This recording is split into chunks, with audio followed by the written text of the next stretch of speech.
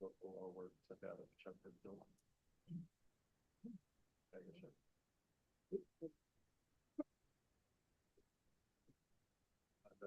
This building, above the old Starbucks. It's netted, it's settled.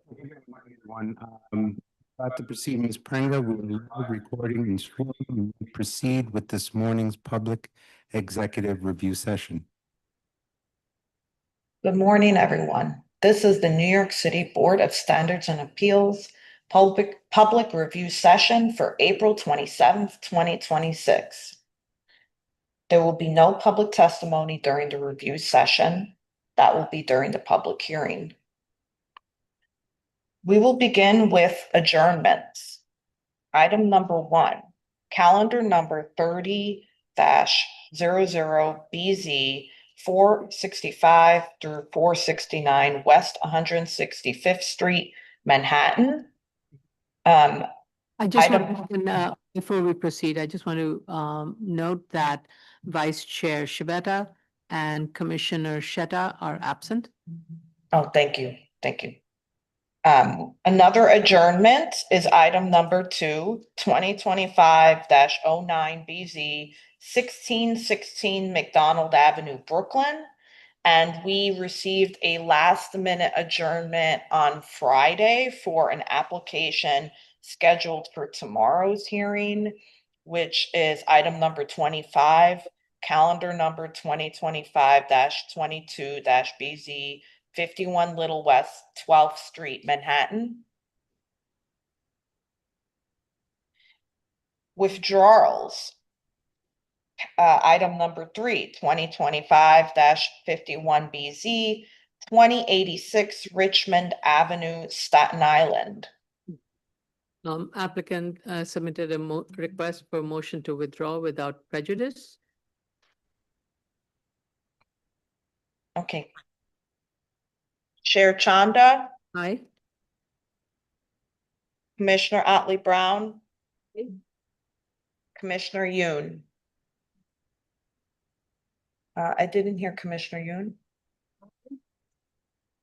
Yoon. There's a little bit of a sound problem. That was very. You're spotty. You may just have to go back to your original. Yeah, I'm not sure why that location is. I think that's the one we were having a problem with last hearing. It's a little spotty. Oh, no. Try again. Try again. It's spotty. Spotty. Can I ask Commissioner Yoon to Sit over there? sit over, or can you, Testing. Is this microphone? Jella, could you That hear? one's not that clear either. Is it the whole room? That sounded good, actually. I Oh. heard you. I heard you just now, Commissioner Yoon. Yeah. Well, Okay, thank you. Okay. Application is withdrawn. Decision items. Item number 4, calendar number 866-49BZ 200-01 47th Avenue, Queens. Okay, just give me a second as I get to my notes. So the applicant has provided photos of the improved site condition. Specifically, we had discussed at the last meeting how the gaps between the abutting property and the fence would be eliminated to minimize any possible rodent approachway, and that has been done, and the applicant has provided a set of photos indicating those. Applicant has also revised the plan, and the statement of findings also has been revised. So was everybody satisfied with the submission that was made? I have a comment. But Yeah. I don't know if you do. Commissioner Otley, no? I have no problems. I'm fine. I just, in photo 11,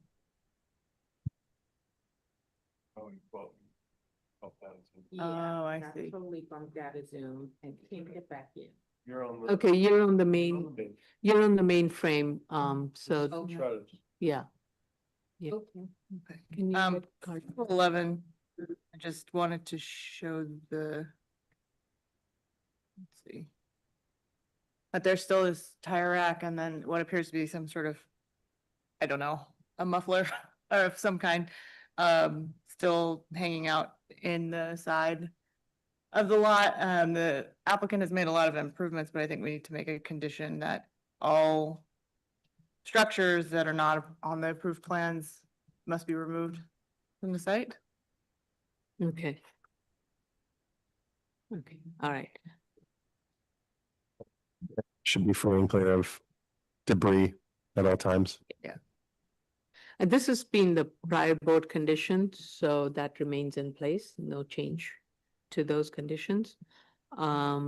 So if everybody is satisfied, I want to propose an extension, a 10-year extension term with the following conditions. In addition to the prior conditions that are already in place, including that the site shall be maintained free and clear of debris and graffiti and others. I also want to add 3 more conditions, and one is that all site lighting shall be directed down and away from adjacent residential properties. Lumen level at the property line abutting residential use shall not exceed 2-foot candle, and that the certificate of occupancy shall be obtained within 4 years from the date of this grant. Okay, motion to grant. Chair Chanda, Aye? Commissioner Otley Brown, Aye. Commissioner Yoon. I, This application has been granted. Next decision item, item number 5, calendar number 84-08BZ, 6720 Main Street, Queens. Okay, no submission was required. I make a motion, this is an extension of time. So motion to approve for a 2-year extension of time from the expired date of January 22, 2026. A motion to grant, Chair Chanda, Aye? but Commissioner Otley Brown, Commissioner Yoon. Can't hear Commissioner Yoon. Aye. Okay, thank you. Next decision item, item number 6, calendar number 44-99BZ, 194 Brighton Avenue, Staten Island. Okay, no submission was required. At the last hearing, board agreed to a 20-year term limit in lieu of no term limit. So I would like to make a motion to approve this 20-year term extension of term with the following conditions: that all site lighting shall be directed down and away from adjacent residential properties. Lumen levels at the property line abutting residential use shall not exceed 2-foot candle, and that the applicant shall obtain a certificate of occupancy within 2 years from the date of the grant, and all prior conditions that have not been that has not been superseded by this action remain in place. Chair Chanda, Yeah, aye. Commissioner Otley Brown, Aye. Commissioner Yoon. I, This application has been granted. Decision item number 7, calendar number 85-99BZ, 1106 Metcalf Avenue, the Bronx. Okay. So, applicant has received a temporary certificate of occupancy, which is valid till May 10th of 2026, which is just another couple of weeks. Though the prior board wanted to see a certificate of occupancy for the board to approve. And so I want to do a call on this. And BSA, please reach out to the council and reach out to the applicant's council and to determine the time that they would need to obtain a certificate of occupancy. And based on that, board will make a decision to vote on Tuesday, or we will defer it further. I thought they may have stated how much time they need in the letter. I could be mistaken. Okay. Let me just double check.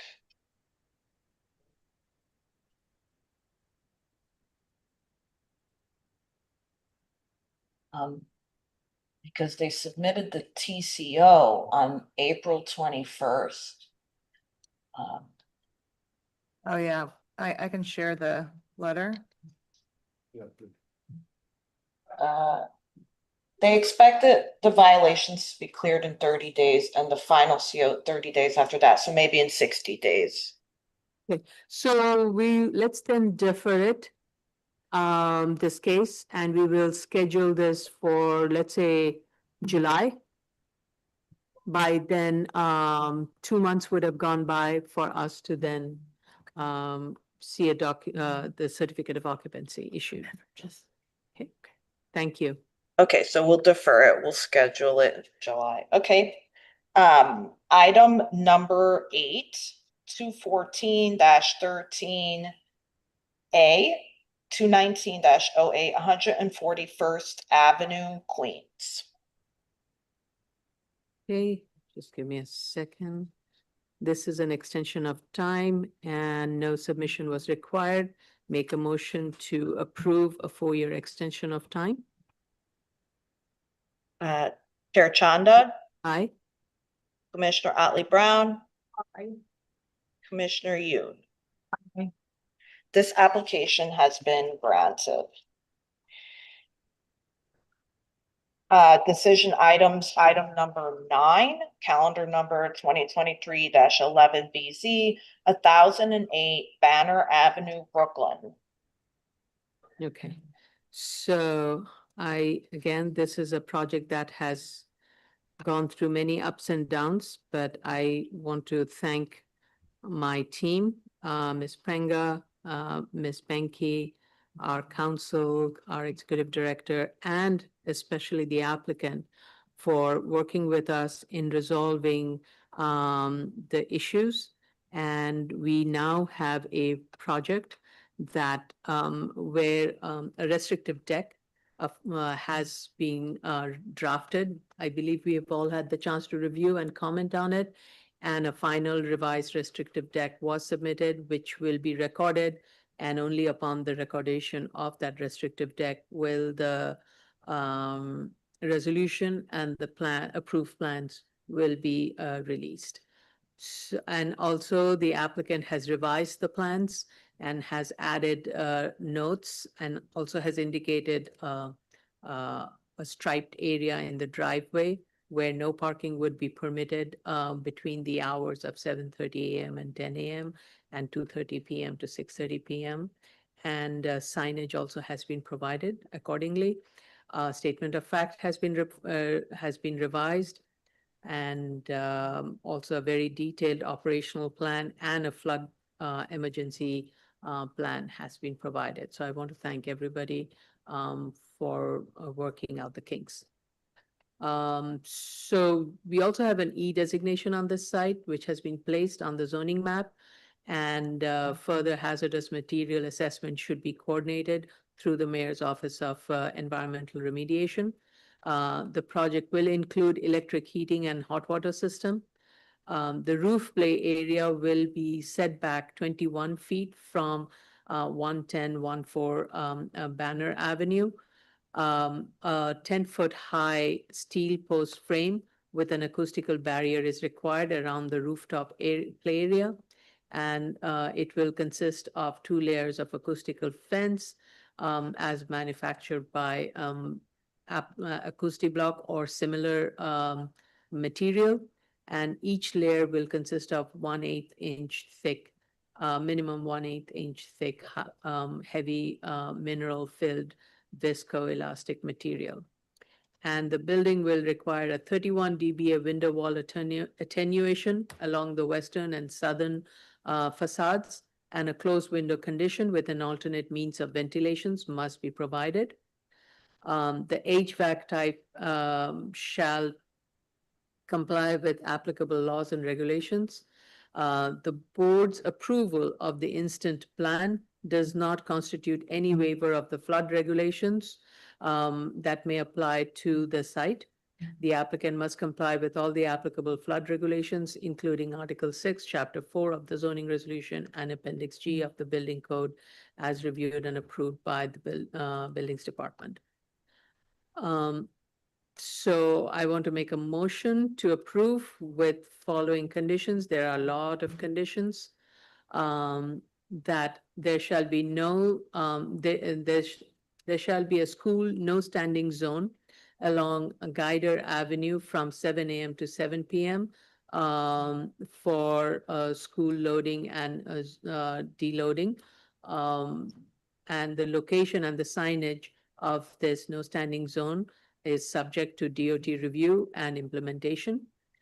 There shall be no vehicular drop-offs or pickups of students along Banner Avenue. No vehicles shall park within the garage during drop-off and pickup periods. Curb cut along Guider Avenue will only be used for ingress and ingress of vehicles and access of driveway space, and curb cuts along Banner Avenue will be used only for egress of vehicles. The building entrance or Guider Avenue as the primary will be used as the primary entrance for students and caregivers, and the entrance on Banner Avenue will be used only for emergency purposes and for staff. Students dropped off during arrival by private vehicle will be met by staff members at the car, and staff will be escorted, will then escort the student into the building. Private vehicles shall only use the parking garage, and no standing zone along Guider Avenue for drop-off and pickup of students. And student dropped off during arrival by walking or public transportation will be brought directly into the building by their caregivers at the Guider Avenue entrance. And during the dismissal period, staff will be situated outside the building to monitor the arrival of caregiver cars and will alert staff inside via text message or other more advanced technology that is available for the arrival of the caregiver, and a staff member inside will then escort the child out to the caregiver's vehicles. So those are some of the conditions. Much of this is regarding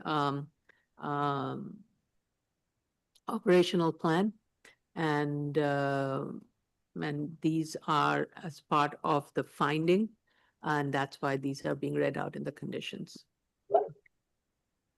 Motion to approve? Chair Chanda, Yeah. Yes. Commissioner Otley Brown. Aye. Commissioner Yoon. Please repeat, sorry. Aye. Okay, thank you. I'm sorry, I don't know the room a little bit, but thank you. So that application has been granted. We're moving on to the next decision item number 10. Calendar number 2024-52 BZ, 1226 Avenue V, Brooklyn. Okay, we received revised plans where the applicant has reduced the porch that would be located in the rear yard.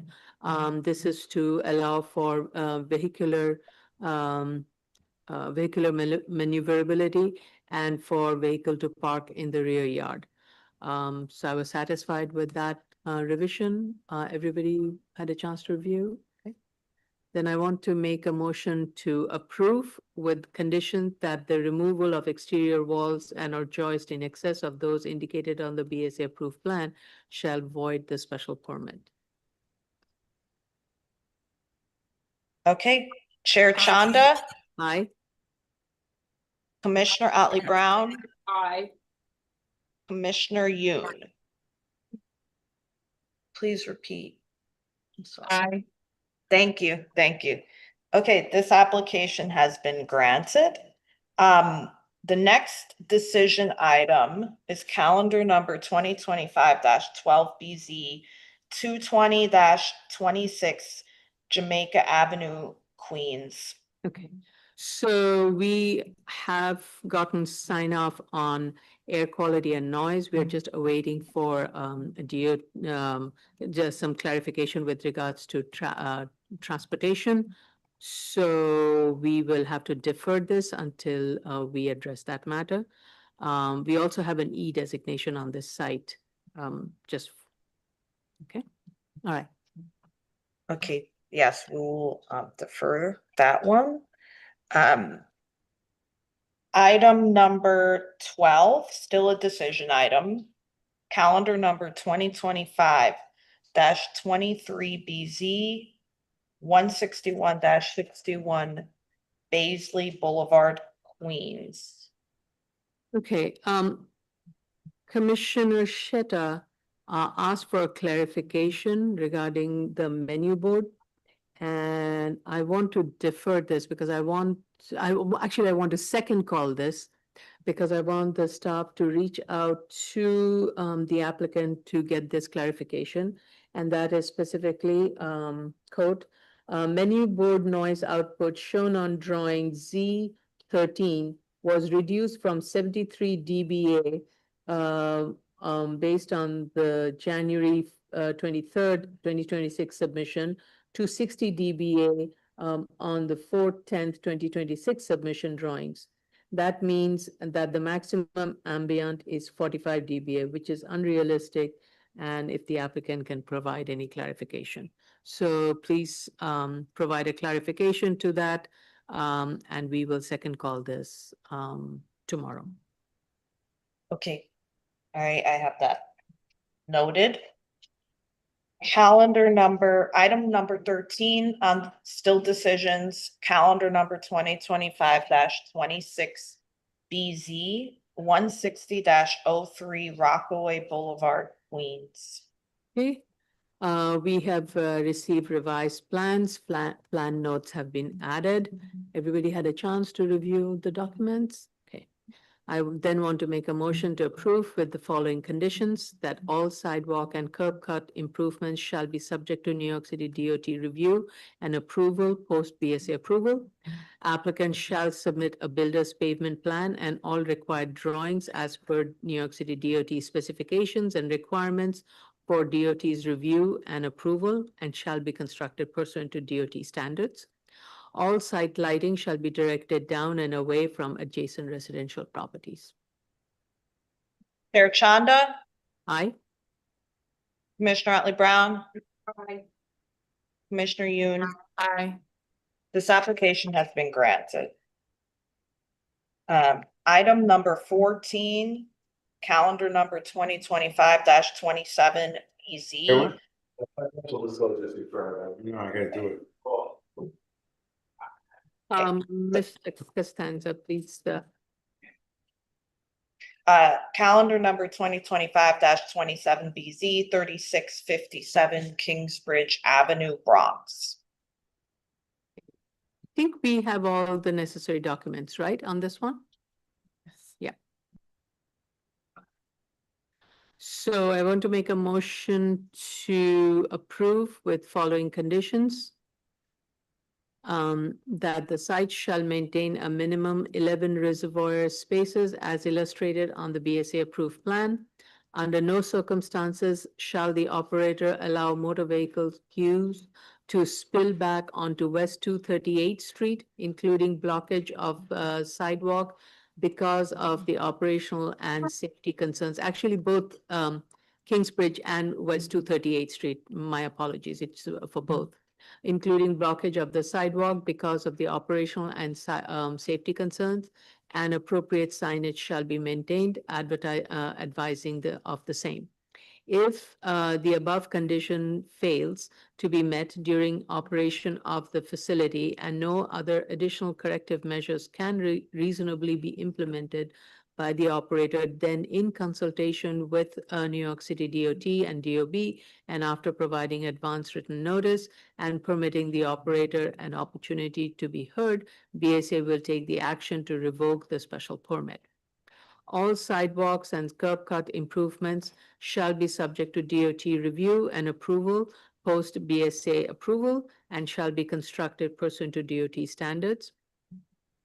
Applicant shall submit builder's pavement plan and all required drawings per DOT specifications and requirements and shall be built pursuant to DOT standards. The AVC system shall remain active at all times. All pavement marking and circulation signage within the site and all screenings, including landscaping and fencing, shall be provided and maintained as per BSA approved plan. And all site lighting shall be directed down and away from adjacent residential properties, and lumen level at the property line abutting residential use shall not exceed 2-foot candle. And the drive-through hours of operation shall be for 7 days of the week from 9:30 a.m. to 2 a.m. on Fridays and Saturdays, and 9:30 a.m. to 12 a.m. from Sundays through Thursday. Okay, motion to vote, Chair Chanda, Aye. Commissioner Otley Brown. Aye. Commissioner Yoon. Aye. This application has been granted.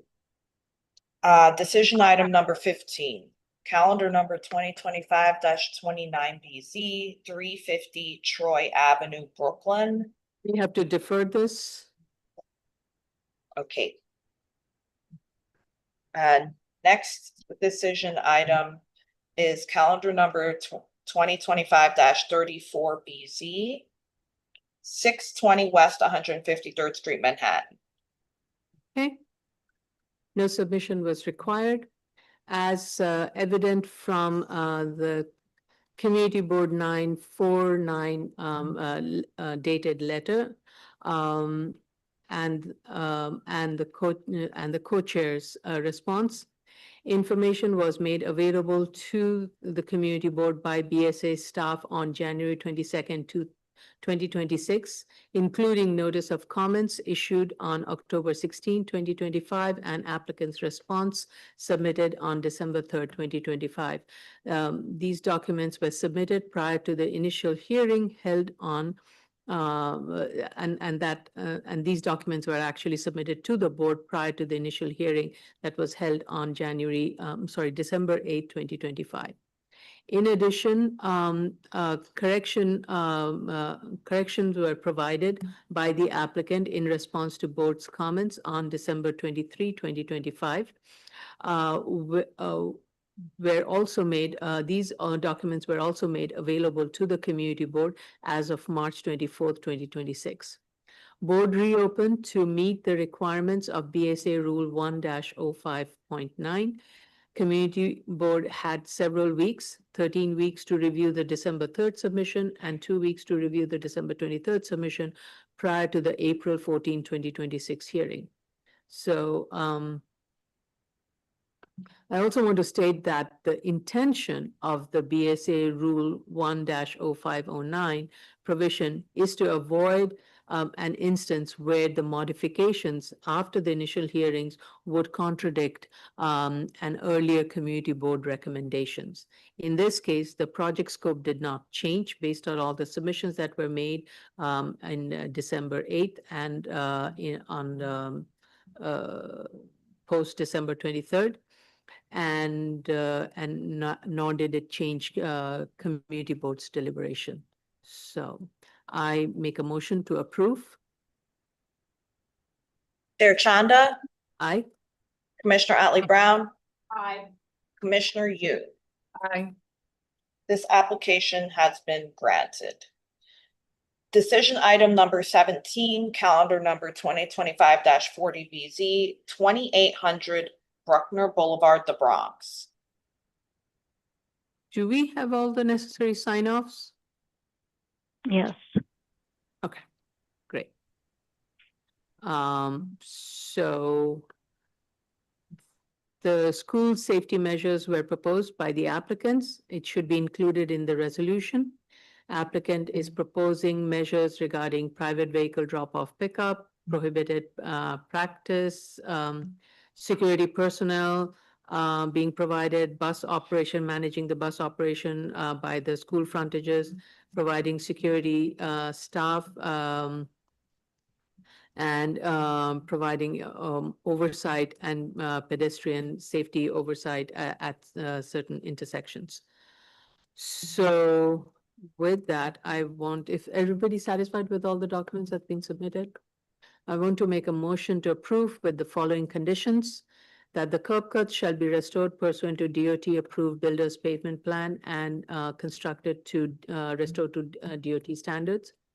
To maintain a 45 dBA interior noise level, a composite window wall attenuation of 33 dBA will be provided on the northwest facade of the project site along Brockner Boulevard, extending for 50 foot along the southwestern facade of the project site along Swinton Avenue and northeastern facade of the project site along Quincy Avenue.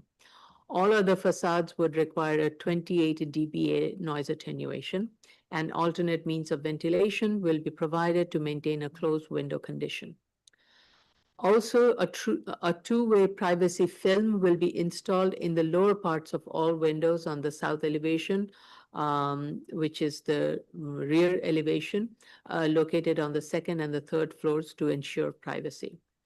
No standing school zone from 7 a.m. to 6 p.m. shall be provided along Swinton Avenue, Quincy Avenue, and Bruckner Boulevard frontages of the school. And prior to opening of the school, applicant will contact DOT regarding installation of the no standing school zone parking signs and will install them in time for the school opening. The school loading zone size, location, and signage are subject to DOT review and implementation. Sidewalk improvements will require DOB and DOT review and approval and shall be constructed pursuant to approved DOT approved builder's pavement plans and standards. Motion to approve? Chair Chanda, Aye. Commissioner Otley Brown. Aye. Commissioner Yu. Aye. This application has been granted. Decision item number 18, 2025-43A and 2025-44A, 97-49 Bristol Avenue, Queens. No submission was required. Make a motion to approve GCL 35 with the following conditions: that actually only one condition, that is both buildings shall be sprinklered throughout as required by Fire Code 503.3.2 and Building Code 903.2.11.10. Chair Chanda, Aye. Commissioner Otley Brown. Commissioner Yu. Thank you. This application has been granted. The last decision item is calendar number 2025-47BZ 204-37 45th Drive, Queens. Okay. We received revised plan and a photo, an updated photo of the site conditions, which shows that the site has been cleaned up. And we also received several letters of objections from from the neighbors.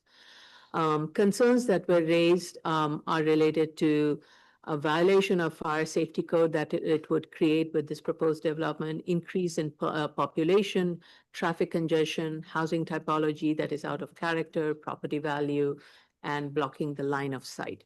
So I just want to put a brief summary of what the board review and how board address these concerns. The proposed use is an as-of-right use. Site is unusually configured compared to that that is required by zoning or what is built in the area, the one that typically finds in the area. The applicant is seeking a waiver of the front yard and floor area ratio. Since the site is a corner lot, 2 front yards are required, one fronting on 45th Road and another one along Clearview Avenue. And the waiver is sought for the front yard only along the Clearview Avenue. Side yards required between the adjacent residential lot lines are not being waived, and it will have to meet the underlying zoning regulations. Regarding blocking the line of sight, the proposed project will maintain a front yard that is over 20 feet deep, deeper than most of the front yards that located along 45th Drive. Proposed building typology is a detached home, which is commonly found in this area, and it is permitted pursuant to the underlying zoning. And it is also going to be housing for two families, which is also permitted in the zoning district. And because of the low density nature of this proposed development, the project has screened out of the environmental review. So I also want to state that the board is not waiving any of the required building code, fire code that would be applicable to this project, and this project shall comply with all the applicable regulations for new construction. So any other thoughts and suggestions, any comments? I then make a motion to approve. Mr. Chanda, Aye. Commissioner Otley Brown. Aye. Commissioner Yu. Aye. This application has been granted. Now we will start with the special order calendar, continued hearings. Item number 20, calendar number 269-13 BZ, 110 West 73rd Street, Manhattan. Okay. We received revised submissions. A noise monitoring study has been provided, though there's been no substantive change to the information other than indicating the area where the measurement was taken from. So as it was directed by the board at the last hearing, that's not how this analysis was revised or conducted. It is absolutely not clear from the submission if the board that has been provided between the existing dining area and the residential complies with the approved set of plans, especially the details that is shown on the approved plan on page A501. So the applicant's response has been inadequate in terms of just identifying if those conditions have been met. And the analysis is not the way the board has seen noise analysis conducted. And there is really no clarification that has been provided that gives me any understanding of what exactly has been done at this site with regards to noise attenuation. The applicant has also revised the plans. And however, the note regarding replacing the door to the residential portion does not refer to the required sound attenuation level that will be maintained. This information is inadequate. Like previous approved plan, applicant needs to provide a detail on the construction of this closing of the door with a soundproof fire-rated wall. Applicant has provided a revised operational plan regarding removal of garbage and delivery of goods, which would be conducted from the entrance located at 108 West 73rd Street, which is located in the commercial zoning district. I have to say, I find this kind of discouraging that we also received several videos from neighbors that captured the activities around this restaurant from March 24th to April 3rd. And it shows that the deliveries were being brought from 110 West to 73rd Street. Garbage bags were being removed from the building from 110 West 73rd Street. So when I'm looking at the board's condition, it clearly stated that no restaurant operation shall be conducted from the doorway from 110 West 73rd Street shall not be used for any restaurant purposes, but that is happening today. So based on that, I'm not quite sure how the board can be convinced that the proposed enlargement of the commercial use in the residential portion would continue to comply with the operational condition that is being proposed when it has failed in previous, continues to fail even today. So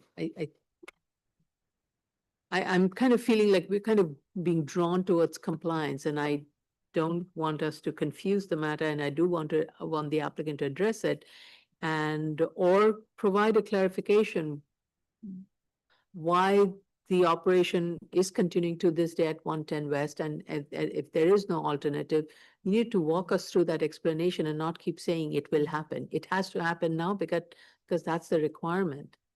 And we're not asking for a new set of conditions. We're asking for you to maintain the old condition. Commissioner Otley Brown? I thoroughly agree with you, Chair. I really find it very distressing that the applicant is having difficulty complying with the conditions while we're in hearing, which just makes you wonder what will happen once this application proceeds to decision, if they get a favorable decision. And Commissioner Ali Brown, I apologize. Can you speak closer to the microphone? I'm sorry. I tried to move it so it would pick up. That's better. That's better. Thank you. So I just wanted to say I agreed with the chair thoroughly. I found it very unsettling that the applicant is not meeting the conditions of compliance that have already been set for them while we're still in hearing, which leads me to wonder what will happen once this application proceeds to decision if the applicant gets a favorable decision, because it would be much more difficult at that point for us to monitor the situation on a day-to-day basis. So at this point, I don't know what to suggest, but I certainly am puzzled and very concerned. Thank you. I'm going to read out Commissioner Shetta's comments, which says, on page 3 of the sound report, it says, quote, the large differential between Lmax and LAQ confirms that these peaks are brief and non-sustained and do not significantly influence the overall noise exposure, unquote. Can you explain how is this demonstrated by the data provided in the report? And he further states that on page 3 of the sound report, it says, quote, per the New York City Noise Code Title 24, Section 24-231, sound originating from a commercial establishment as measured within a residential receiving property shall not exceed 42 dBA nighttime and 45 dBA daytime. The measured LAQ level of 34.2 dBA in Unit 2 West and 32.9 dBA in Unit 3 West are well below both daytime and nighttime thresholds, indicating compliance with applicable regulatory limits at the time of testing. Short duration maximum level Lmax are characteristic of transient environmental events and do not constitute sustained exceedance under the code, unquote. Does the code allow for short duration non-sustained peak values to be transmitted? If yes, what are these values? If no, what are the basis you are indicating that the measurement demonstrate compliance with the code? The source noise level, i.e. the noise during measurements inside the restaurant portion by the party wall, was not indicated in the measurement. To prove compliance with BSA condition, which calls for an STC rating of 15, which is detail 1 drawing A501 of the previously approved BSA plan, source noise and perceived noise, i.e. noise inside units 2 West and 3 West, should have been monitored, and the efficiency of the provided sound insulation should have been evaluated and compared to the STC rating required by the BSA conditions. Okay. Commissioner Young. Thank you. I agree with what's been stated. I am frustrated. I feel like the applicant, we were very, very clear about what we wanted to see this time around, and I feel like that was directly ignored. I feel like I was very clear about the sound report and how you can't rely on an ambient noise level on a given night. We wanted you to mimic an elevated sound level and then have those measurements taken from the receiving apartments so that we weren't relying on what happened on that March Thursday night, but what actually would be a sustained louder noise level that would be amplified in that dining room. So, again, I think that rewriting the report based on the same testing that they did before, when we were very clear that that wasn't sufficient, is dumbfounding to me. I also have asked several times for an explanation of where the door that is under the stoop leads to. And I walked by the site again last week, and this door says Two City Realty. On the plans, it shows as a set of stairs here. We'll zoom in so you can see it. That door leads to a set of stairs. And so please tell me where that goes. This is so that we can understand what access points you have to and from the street, from the cellar level. The other thing I noticed when at the site is that it appears that the space in 104 West 73rd Street has also become part of Arte Cafe. We've received an easement that states as much. And so if this restaurant has indeed expanded one more building over, the date of the easement is November 2025. So that's happening while we're in hearing. And all that should have been disclosed to us because we're obviously here to discuss this restaurant, this establishment. So if it's expanding while we're discussing this case, it needs to be disclosed. We shouldn't have to be finding this out after the fact from people other than the applicant. And then the other question I had was, you know, we got these photos last time we heard this case that showed that the rear yard is not being used by the restaurant anymore. This here is where 2W is. And so I don't know that you have a legal apartment there anymore based on this plan because there's no window and there's no access to light and air. So please confirm that this is still a legal unit and explain how. 2W. Can you show the photo again? Yes. These were closed up as windows and doors from the restaurant. This is where 2W is located. You can see it here. So this is the wall we're looking at, and those are the two sort of netted openings on either side. So when you're looking here, you can see those. So I'd just like some clarification about the, you know, whether that apartment is still being used as an apartment for resident purposes and how it's compliant with light and air requirements. It would be above, right? Wouldn't 2W be above? Yeah. I No, think it's behind that wall. It's almost like that looks like. no, paint this fence. is the basement level. Yeah. This dining room used to walk out into that rear yard. Mhm. 2W is at the same level as that dining level. I see, okay. This is the floor above. Those are all Okay. apartments above. Okay.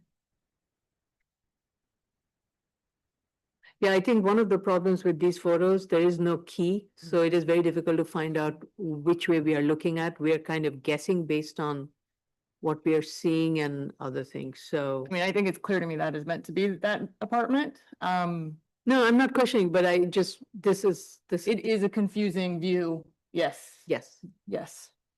And I just want to go back to the reason why you're pushing for wanting to find out where that stair is leading to is because you believe that stair could be used to take out the, it can be used for delivery and trash pickup in lieu of 110 West.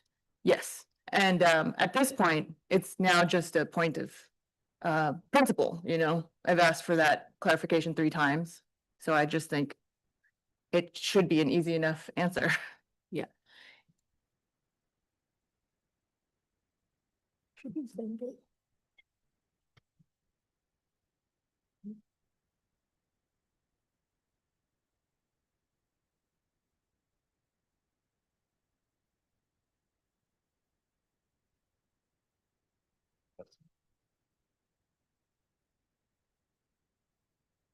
Okay. Okay. Did I read out commissioners? Yes, I did. Okay. Thank you. Can we move on to the next application? Yes, yes. Okay, the next application is also on the special order calendar. It's a new case. Item number 21-126-93 BZ, 1225 East 233rd Street, the Bronx. Okay, this is a new case. We received proof of initial filing and hearing notice. Submission was provided by the community board of an article from 2021 about opening of Car Plug, a car sales operating at the subject site. And the Google Street View from 2022 affirms that. However, we have not received a community board vote on this matter. This is an application for an extension of term pursuant to 11-411 of a previously approved variance, which permitted the operation of a gasoline service station, which expired on January 18, 2025. And also the applicant is seeking a waiver of board's rule. I seem to recall from the last hearing that we had, it was a haven for tires. There were tires not only on the side, but on the roof of the building, which was a fire hazard, and it was cleaned up. However, now it seems there's a new issue that has come up.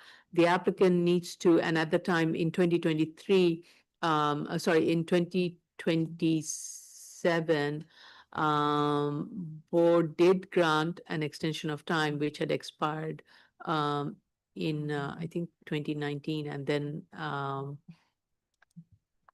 then the applicant was asked to obtain a certificate of occupancy, which it was obtained back in 2023. So applicant needs to provide a proof of compliance, which I do not see on the files.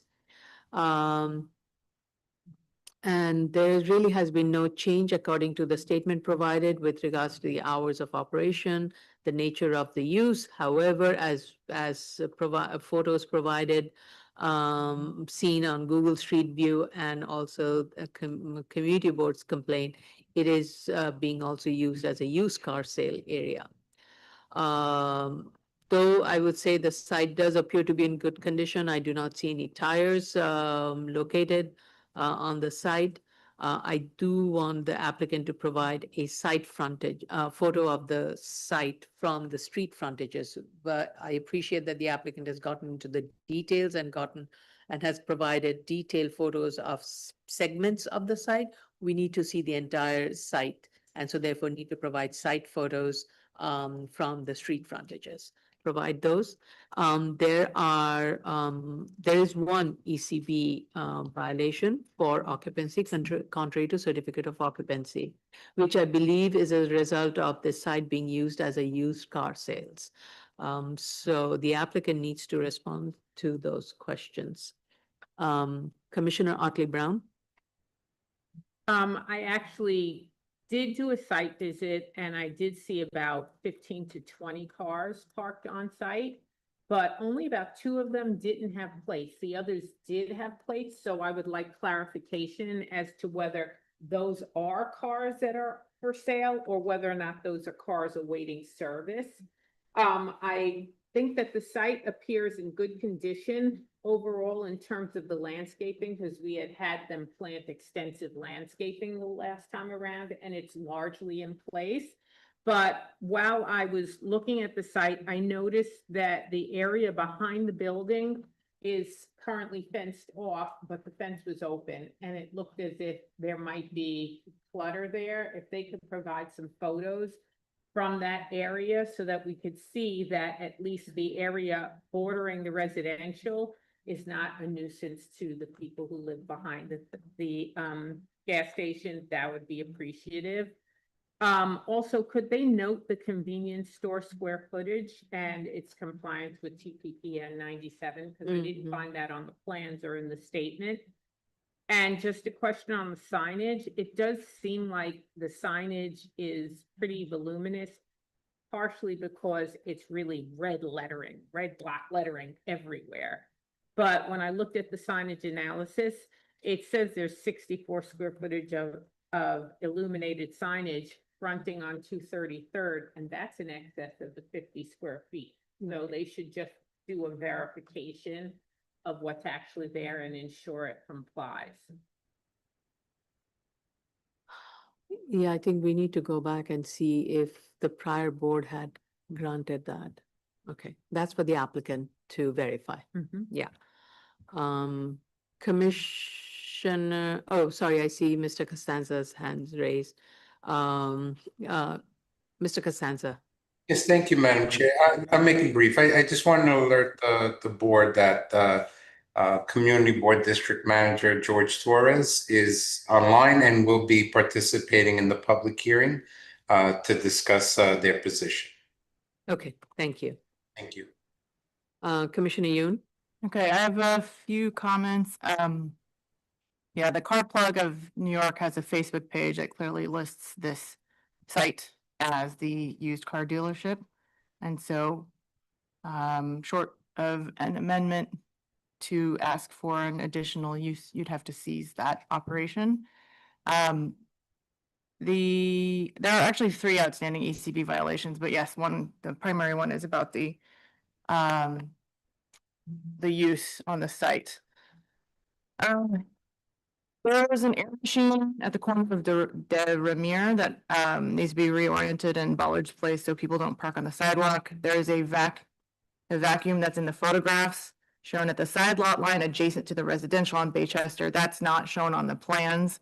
So generally speaking, everything that you have needs to be shown on the existing plans. And we need to move the vacuum and any air vacuum machines from the residential lot line. We need to move it further away. The signage chart on A500, nothing adds up. You need to break it down, indicate the signs on the plan and show the elevations of each sign. The chart doesn't seem to correlate to any numbers of totals on frontages.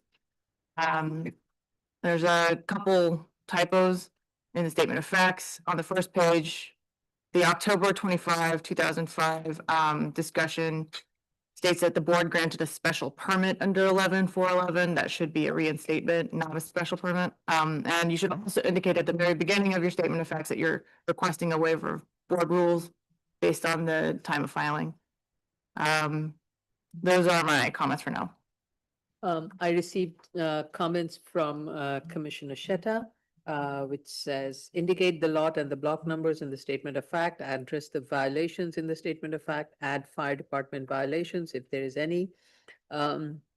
Address DEC spills in the statement of facts, if any. Google photos from 2023 indicate excessive parking on site. Google photos from 2023 indicate tires stored outside the auto repair facility and along the western portion of northern residential property line. Google photo from 2023 indicates drums are stored outside by the above ground storage tank close to the northeastern residential property line. Please clarify. Indicate the lighting units and models on the lighting diagram. Fence by the western residential is chain link type. Need to provide more residential quality fence along this property line. And photos provided are not clear and don't show details of the site interior. Well, I said just the opposite. Like, I think it got too much into the detail and we didn't see the big picture. Go ahead, Council. For example, it's on 2 potted plants at the corner of Baychester and East 233rd Street. It appears that they're still there in a sad state. So if the board wants to opine on landscaping on that corner, Yeah, I think never do these potted plants do well. maybe it's time. And so, but however, the in-ground planting along the other frontages is doing well from the photos that's been provided and as Commissioner Otley Brown verified based on our site visits. So yeah, I mean, that is something to be looked at, and if it's not working, then it's not worth then keeping it unless you convert it into an in-ground. One other thought I had is that this is a very large site that doesn't have anything programmed for where is currently being used for used car sales. This is an image from Cyclomedia from August of last year. So I don't know if it's been contemplated before to to somehow delineate some use or to prevent some uses on this giant portion of the site that is currently just open asphalt. Because it does seem to have a tendency to become full of cars. It's just a thought that, because we don't normally see such expansive, open asphalt space, and it does seem like it'd be very inviting to use it for something if not otherwise designed. It's very difficult to, I mean, the only thing that we can say is green it, which is which will never happen because nobody will tear out the asphalt. The alternative would be you fence it, but fencing will to what? And it conceal things that could be going on behind. the Yeah. fence. You could stripe parking spaces, which would at least in theory promote parking in a space versus stacks of parking.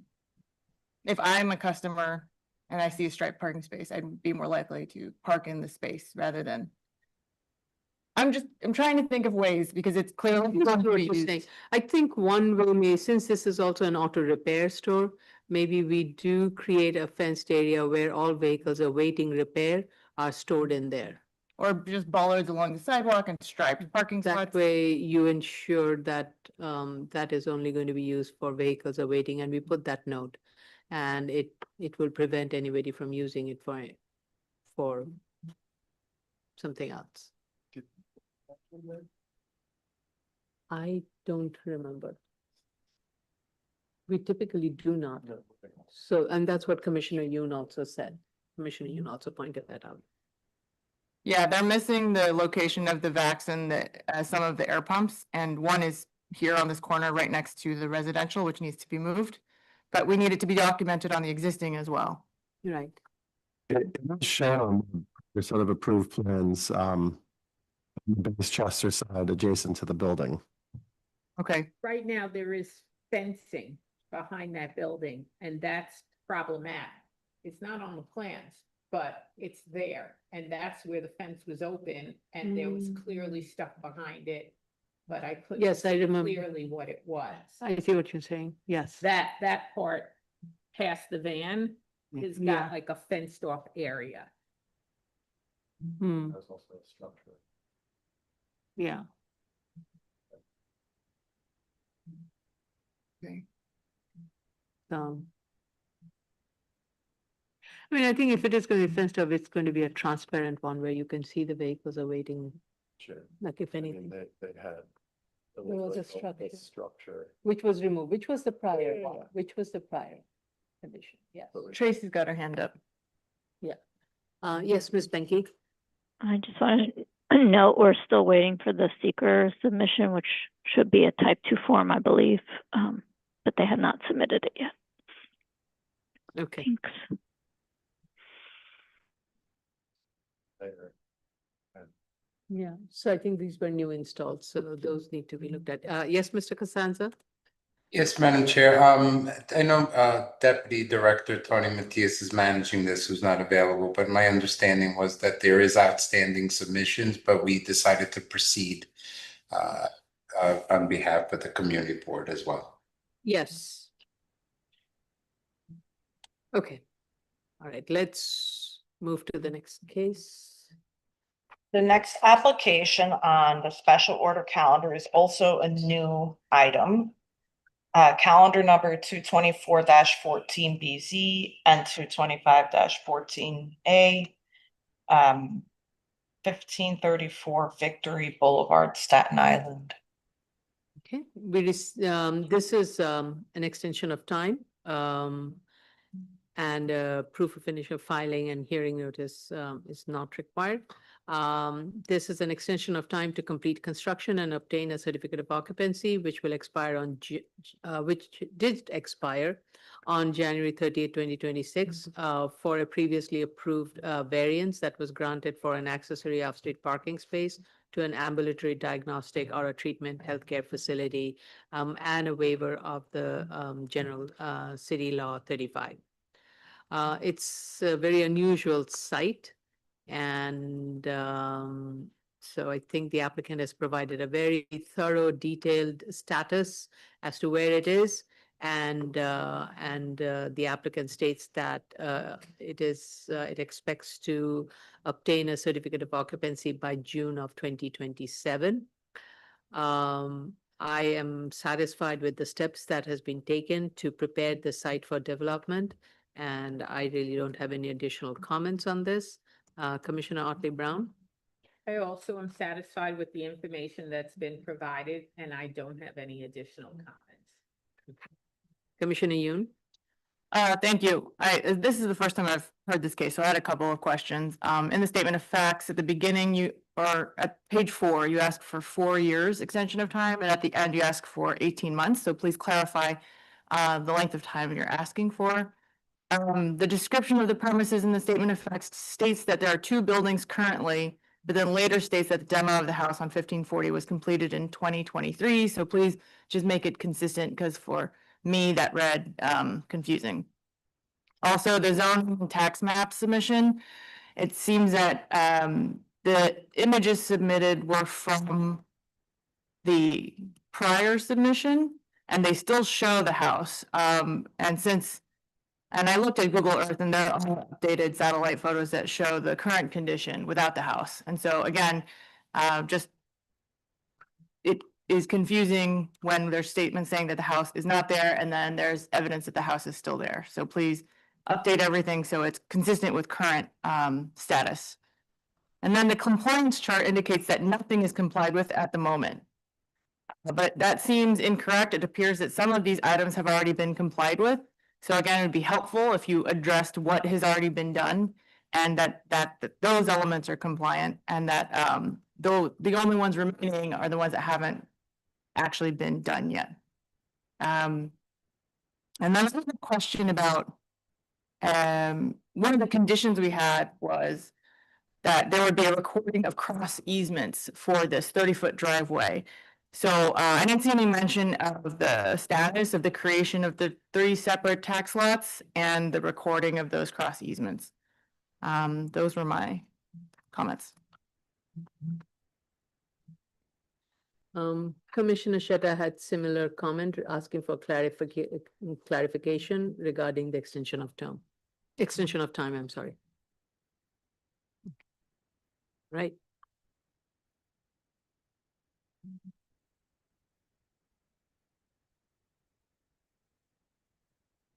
So I think we have reached the end of today's review session. Okay, this concludes the public review session for April 27th, 2026. The public hearing will begin at what time do you want to commence? 11:10, so let's meet at 11:25. Okay, so the public hearing where public testimony will be permitted will commence at 11:25 a.m.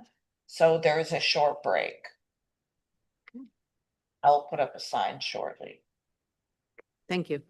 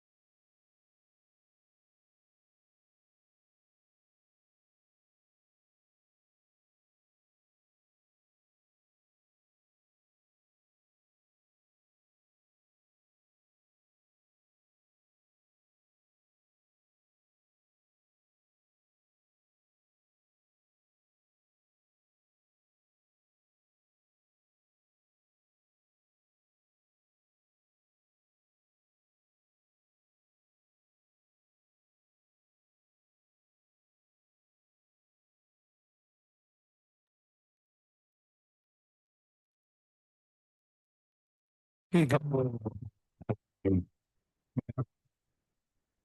Control legal. Ms. Pruitt? See today's public hearing.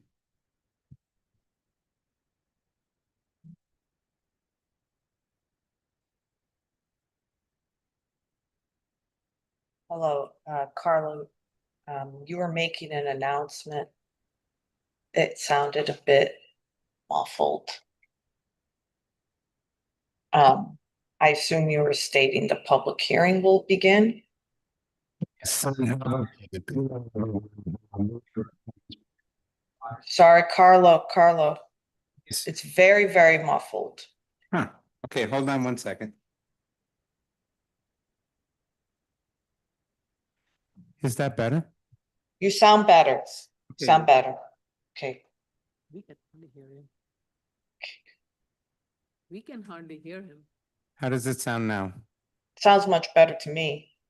Okay, perfect. So we, just to repeat what I said, we are live, we are streaming. You may proceed with today's public hearing. Good morning, everyone. We are back on the record for the public hearing for the New York City Board of Standards and Appeals. We will begin with the special order calendar, continued hearings. Item number 20, calendar number 269-13BZ, 110 West 73rd Street, Manhattan. We have, that should be Eric Vath, okay. Mr. Vath, could you turn your camera on when you get a chance? And do you have any other members of the team with you? Yes, I should be joined by Charles Awakil, the architect, as Okay. well as the sound engineer, Ricardo Martinez. Okay, I just promoted them to panelists. Could the members of the team please turn on your camera and unmute yourselves because I need to swear you in? Okay, please raise your right hand. Do you affirm to tell the truth, the whole truth, and nothing but the truth in your testimony before this board and to respond honestly to board member questions? I do. Thank you. Please state your name and proceed to respond to the board's comments. Good morning, Eric Vath, partner Goldman Harris, Land Use Council for applicant. We attended the review session. We heard your comments. We share your frustrations and apologize. I do want to point out that we've asked the sound engineer to join us today. We discussed the matter and we do see the need to conduct more testing.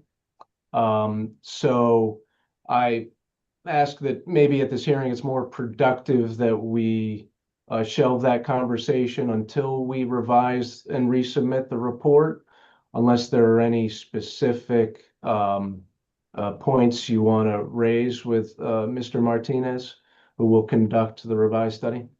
First of all, the study should be done, it has to follow the methodology that is embedded in our regulatory controls, and SECRA is one of the driving part of it. So please use the SECRA methodologies and do the testing accordingly, and as the suggestions that's been made by both Commissioner Sheta and by Commissioner Yoon. The other thing is that I will have my team share with you a noise attenuation study that was done for another similar, though that was that had a nightclub to it also.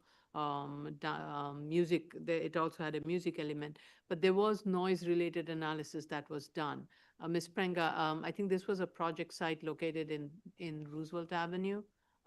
So please look for that document and provide that analysis. So we are looking for that extent of noise analysis with very detailed analysis that's been done for the period of time, and everything is very specifically highlighted.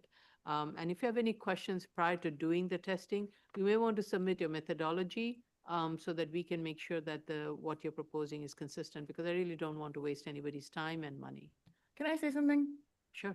I'm not sure what the seeker would state is the methodology for this, but I feel like I said this last time and I'm gonna say it again.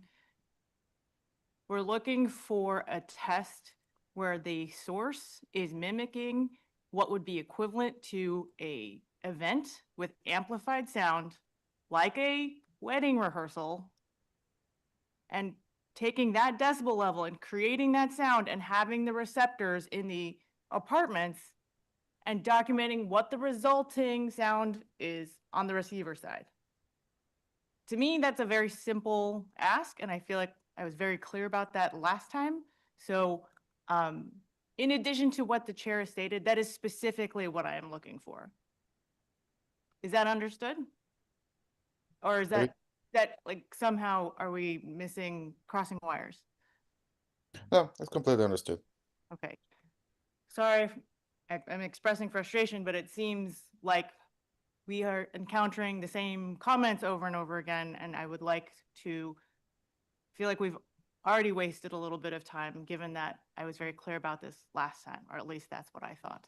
Yeah, we apologize again. We communicated this to ownership and I don't think it was properly relayed. My apologies. So that we'll resubmit, revise and resubmit, and work with staff to make sure it is exactly what is needed here. There was a question about the plans, or there are two questions about the plans. I think the first question was about the staircase noted on the drawings, which, apologies, I think we were looking at the staircase in the rear, not realizing you were asking for the staircase underneath the residential stairs. So we were able to clarify that that is in fact used as the coat closet, and we will have to, if you look at the plans, the coat closet is right next to it, and that extends underneath the stairs. We'll modify the plans because that was, yeah, we were not aware of that. And Charles, I think let's go out and photograph it. Yep, good idea.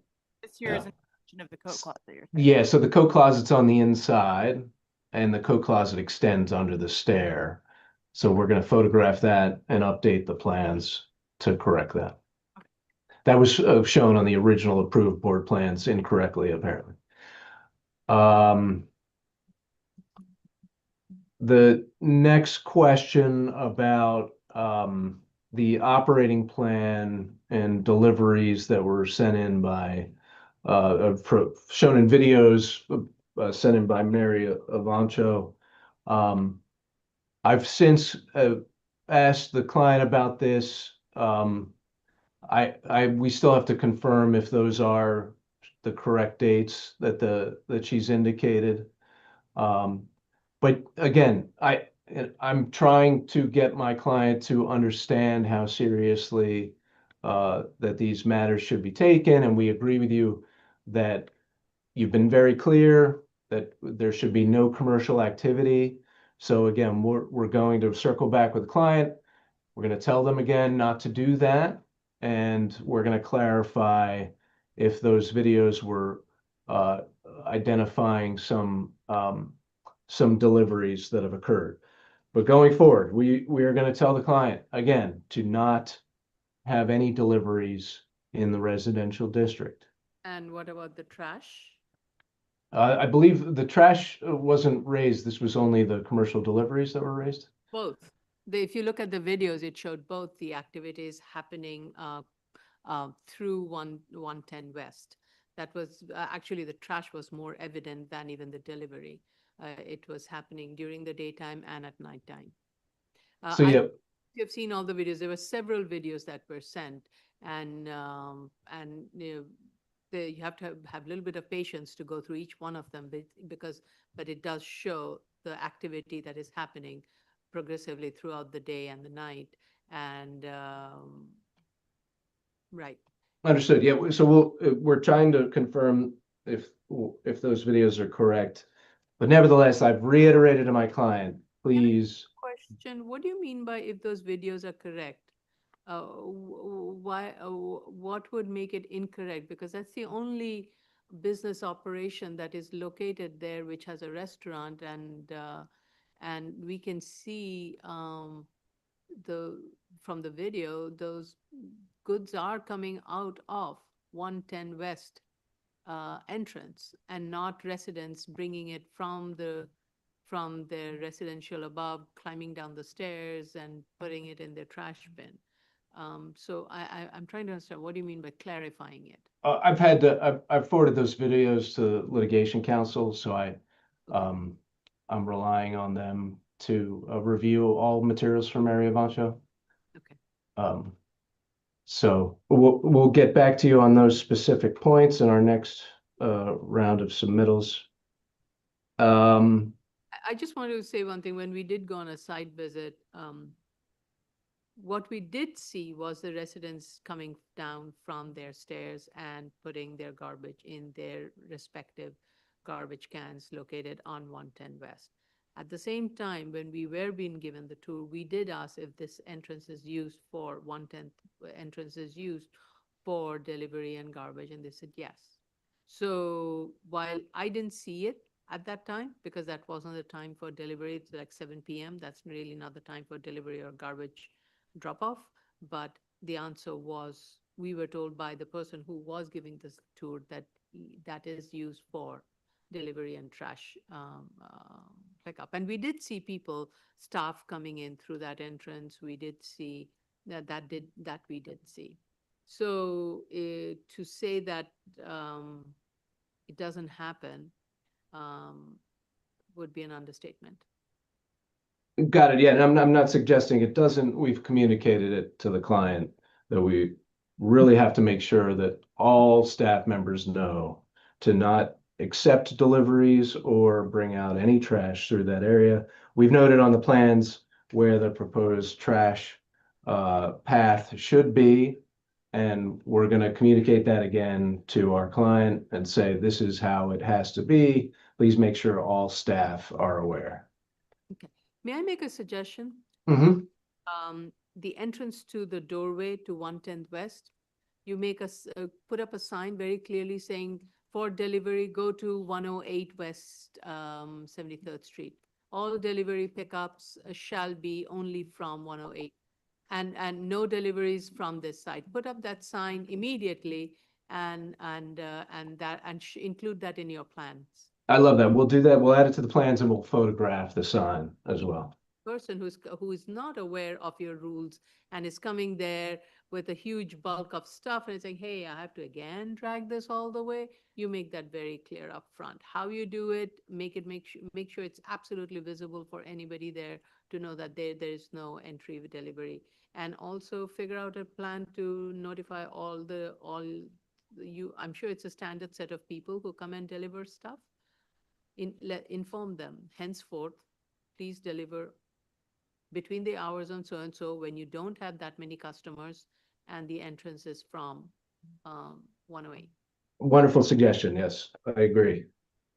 There was, Charles, did you want to address the legal windows in apartment 2W? Not sure what actually happened there. So we will speak with the client. There's a screen wall in front of it, which was has in the photographs, which we'll reissue with key plan to denote where they're coming from. I think that screen wall in green behind it is where the windows are, right, Charles? Right, but I think that their concern was the one that had been blocked off, or a piece of it had been blocked off in the rear room of that apartment. Yeah, so let's investigate that again and update the photographs, and we'll send it back to you. And can I request, when you do take these photos, please provide a photo key so that we know exactly from where these photos have been taken? Thank you. Will do. Okay. The last question, I believe, was an easement that had been recorded. This is news to us, so we need some time to investigate this easement and see what the purpose of it is. And if necessary, if it was done incorrectly, we'll have an opportunity to review or correct it or terminate it if necessary. May we get back to you on that point? You must, yes. Okay. All right, because, yeah, again, we didn't have time to investigate it fully in between the review session and the hearing today, so. Again, I'm trying to work with this client, and we want to set a good example. I think this is a helpful exercise because then we know we're setting the standard going forward. So I Yep. do apologize, and I do appreciate your patience here. And I do appreciate you taking our comments and trying your best to work with your team and making sure everybody understands the severity of this nature, because we can close this, deny the extension, and revoke the prior one also. Please, Understood. please let your client know that we can do that because Okay. it's a violation of the grant, and we can turn this around into a compliance hearing. Understood completely. We'll communicate that. And we have done that successfully in many cases. So please do notify, and I do appreciate you bringing your team, but working with your team and explaining to them what we exactly want, and until that is done, it's time and money wasted on everybody's end. Agreed. And as you can see, everybody's watching what your team is doing. So this is not going to stop after we approve it. So it's not like we sign and we walk away and then everybody goes their merry way. I can assure you this community will be watching doggedly every move. And if we get anything that says they're in violation from day after we approve it, we will bring into compliance and call it in for compliance. Agreed.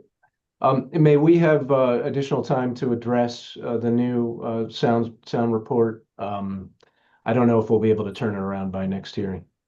I hear, and the sound report, the drawings, you need to provide a detail of the sound attenuation measures that We'll do that. very similar to what was done for the initial application. Identifying the STC rating, the material, the fire rating, all of those drawings that you would typically submit to DOB. We will do that. Sorry, can I ask a quick question to Commissioner Yoon, please? Could you speak up, please? I just have a quick question for Commissioner Yoon, if I may. I just want to ask you, when you mentioned that you want to replicate the sound levels that the space will have, I just want to make sure I understand which kind of levels we're trying to look into this new study, what we're trying to generate in the commercial space. So I'm not able to tell you what decibel level the most conservative, amplified sound party would have. I think that would be, I would rely on you, the expert, to show us comparable values for what a dining room that seats 69 people with amplified sound and music, what kind of sound that would generate. Okay. And we're going to be looking for some sort of backup to justify what level you come up with. Absolutely. Yeah, I just wanted to clarify that. Thank you so much. Okay.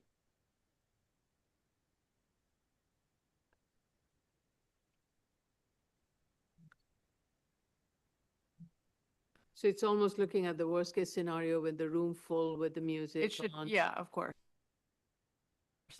What is the noise level that one would get? Yeah. Right.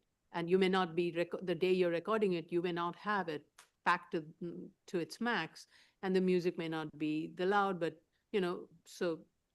You make the sound equivalent to a conservative worst case scenario. Yeah. You generate the sound, whether it's with, you'll do it, but on the case that the chair was referring to that had a nightclub, they just put their speakers at full blast. Right. So whatever methodology Got- makes to mimic that specific type of event happening in that dining room.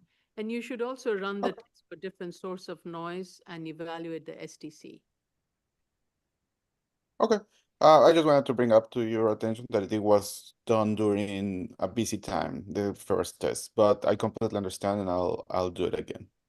I mean, when I've been to the restaurant, that room was closed and I assumed it's only open for private events. So when you know, if it may be busy in the main dining room, but if that room is not being used, then how are you going to ever know what the sound transmission is that wall? So that's why, Absolutely.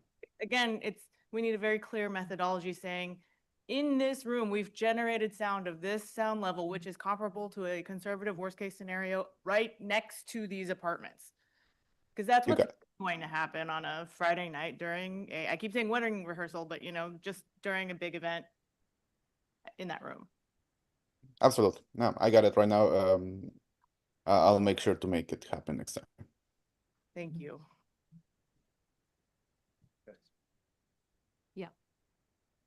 Okay, thank you. How much time will you need? It maybe end of May. Mr. Martinez, how long does it take you to turn this around? A typical, In general, this size of test takes approximately like 1 week to arrange and then 2 weeks to gather the information and put it together for a report. so would end of May, End of May will be a reasonable timeline. Let's do it for June. Well- Hearings in June, let's aim for 15. okay.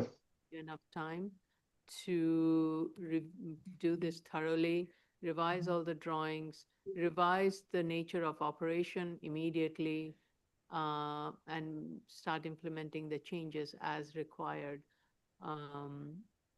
accordingly. And if 104 is part of the restaurant, it should be reflected on all of the documents and plans. Actually, Commissioner Sheta, though he's absent, he's following this hearing very closely, as I gather.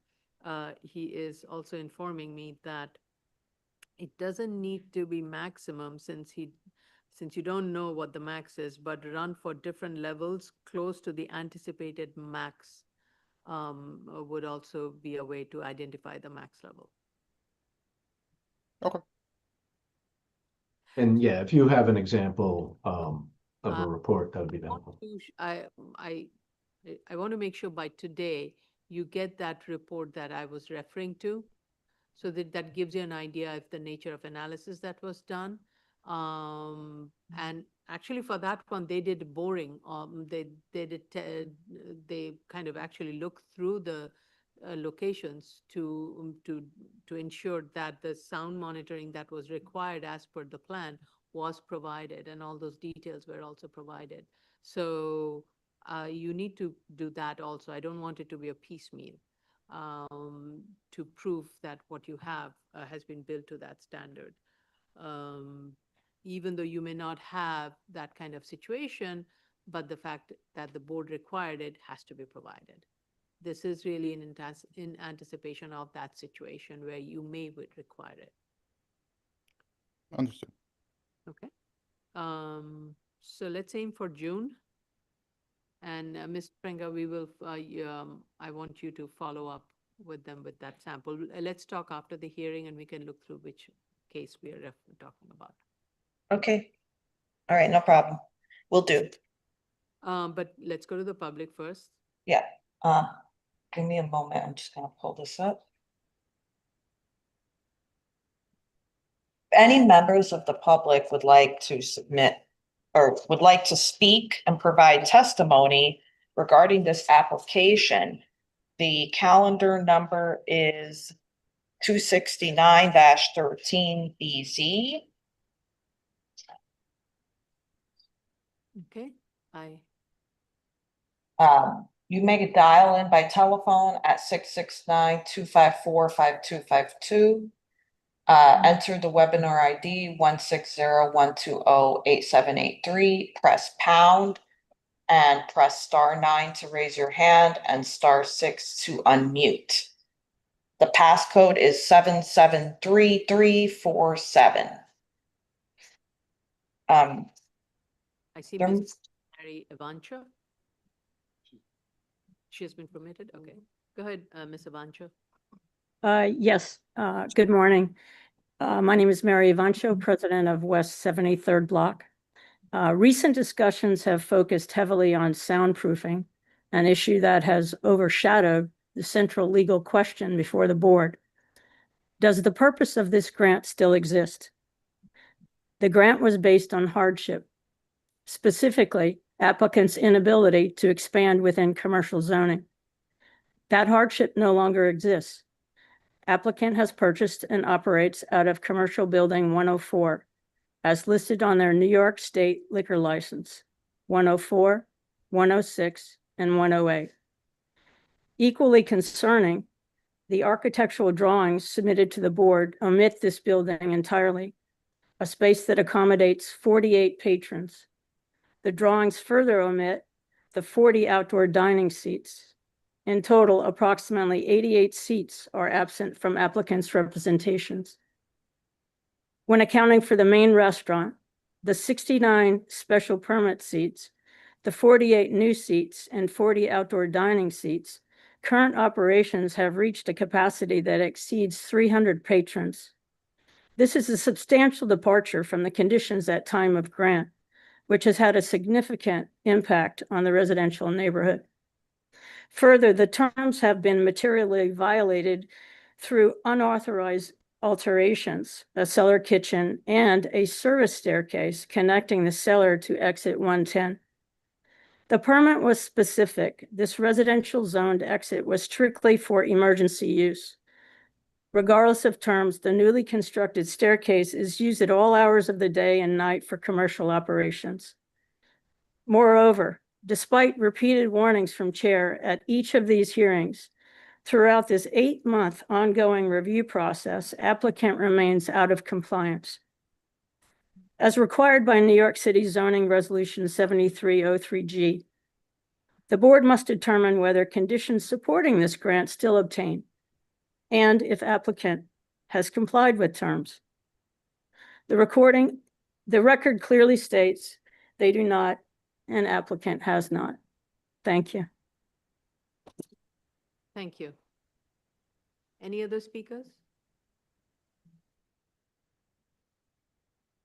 Any other speaker who would like to speak regarding this matter? Okay, I do have a timer, and it's about to go off in 30 seconds. Less than 30 seconds, so.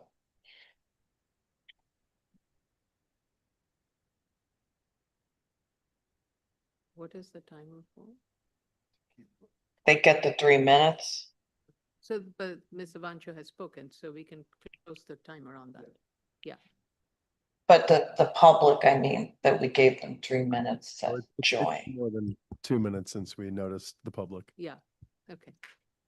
So with regards to a couple of comments that were raised, the board condition was limited to the total number of seats that would be permitted within the residential portion where the enlargement was granted.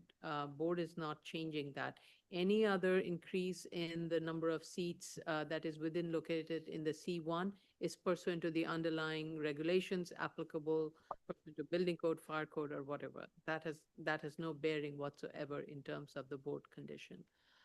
With regards to the application of zoning resolution section 73-42,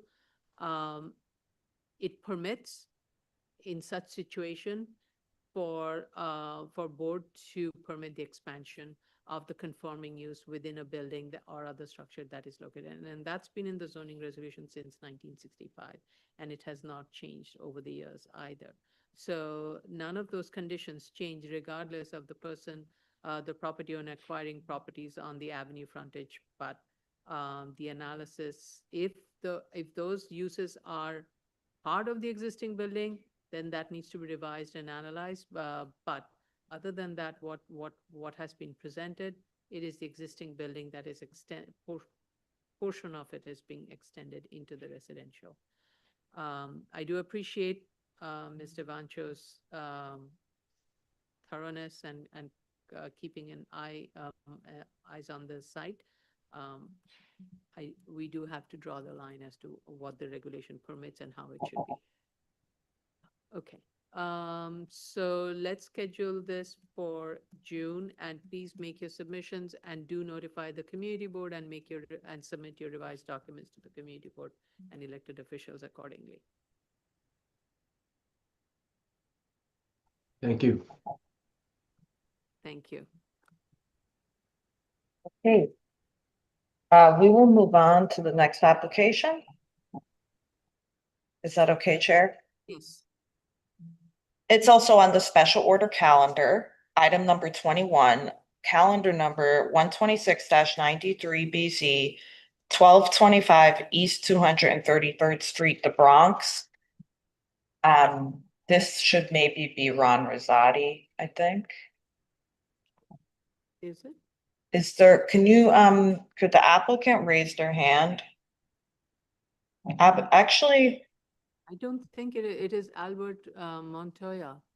oh, Albert Montoya. Oh, I apologize. But I don't see anyone of that name here. So could the applicant's representative for calendar number 126-93 BZ please raise their hand? We only have an applicant who's not related to this case and a representative from the community board. We don't have. Star 9, if you could, here's the information.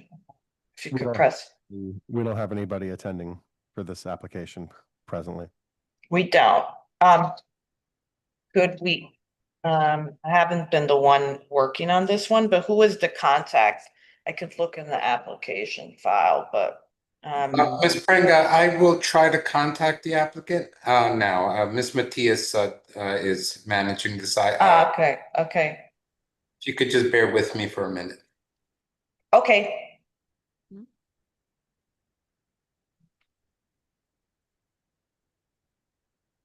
Eric. Yeah, we don't even have George Torres is for this case. That would not make sense. Can somebody reach out to Mr. Eric Plotnick's office also, because I may want a second call. I mean, we don't see a representative from. Mr. Torres, apologies. I'm gonna just put you back into the waiting room until we properly call this matter.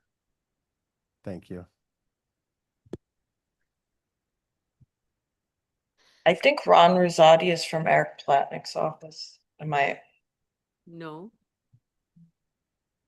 All right, Mr. Rosati, you've been admitted to the Zoom room. Hi, can you hear me? Yeah, are you Hi. presenting this application today? Yes, I'm for 1534 Victory Boulevard. Eric asked me to fill in for this, so yes, I am. All right, could we call that? Okay, let's call that case and we will do a second call. We will do a second call on 1225 East 233rd Street, Bronx. BSA resolution number, case number 126-93-BZ13111. Okay.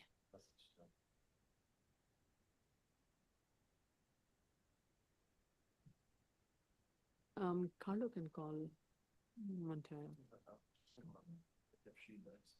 Okay. All right, go ahead.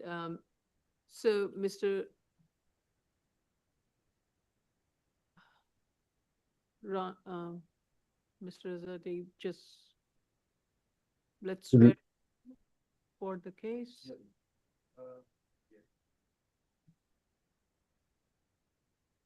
Okay, apologies. Are you here for Victory Boulevard, 1534 Victory Boulevard? Yes. Okay, I will call it new cases. We're going to skip one case and then we might go back to it. Item number 22, calendar number 224-14BZ and 224-14A, 1534 Victory Boulevard, Staten Island. Do you need to swear me in? Yes, I do. Please raise your right hand. Do you affirm to tell the truth, the whole truth, and nothing but the truth in your testimony before this board and to respond honestly to board member questions? Yes. You may proceed. Please state your name and respond to the board's comments. Thank you. Good afternoon, Commissioners. Madam Chair, Ron Rosati for the applicant. I heard your comments early at review session. Just go through those. We are asking for a 4-year extension. We'll revise that statement to be clearer on that. The building has been demolished. We will also update the documents and the maps to reflect that. We will also update the compliance chart to be a little more clear as to what is in compliance right now. So we'll update that. And regarding the cross easements, I looked quickly on the Richmond County Clerk website. I did not see those recorded, but those are for the residential portion of the site that hasn't been constructed yet. So I'm sure they will eventually be recorded, but they haven't yet. Could you just address the status of that and the division of the tax lots in your next submission? Yes, of course. One items that shows up on the compliance report, so it'd be helpful to just address it for the record. I will. Thank you.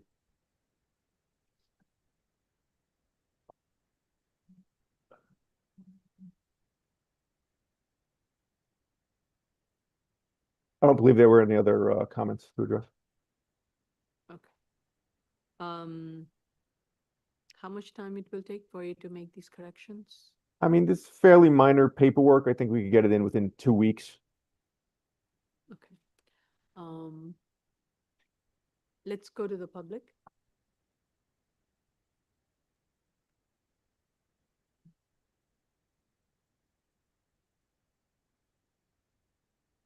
Sorry, I apologize. I thought I was unmuted. If any member of the public would like to provide testimony on this application, the calendar number is 224-14BZ and 225-14A. The address is 1534 Victory Boulevard, Staten Island. You may dial in by telephone by calling 669-254-5252. Enter the webinar ID 160-120-8783. Plus press pound and *9 to raise hand and *6 to unmute yourself. You may also join in via Zoom. The webinar ID is 160-120-8783 and the passcode is 773347.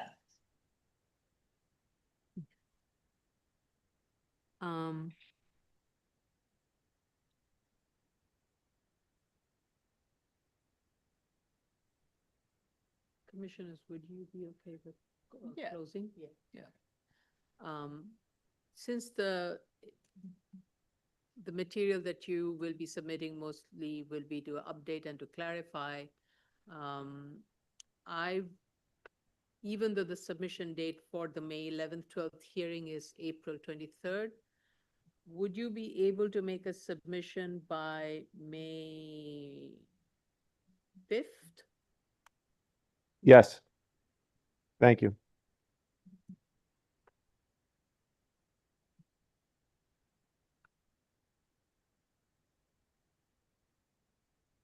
May 5th submission, and I will recommend that we close it and schedule it for decision for May 11th.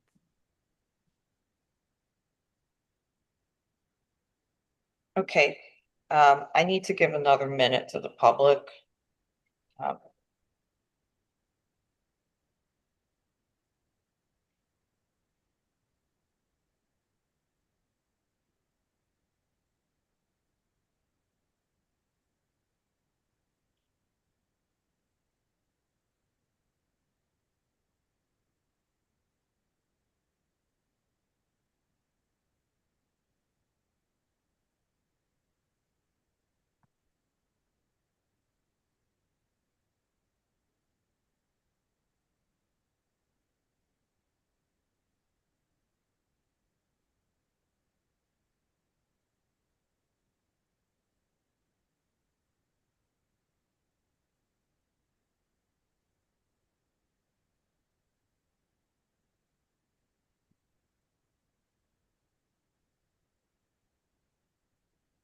Okay. Okay.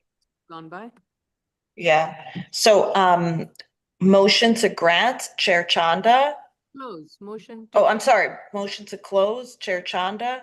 Working with Ron Rosati, but we do like to see him again.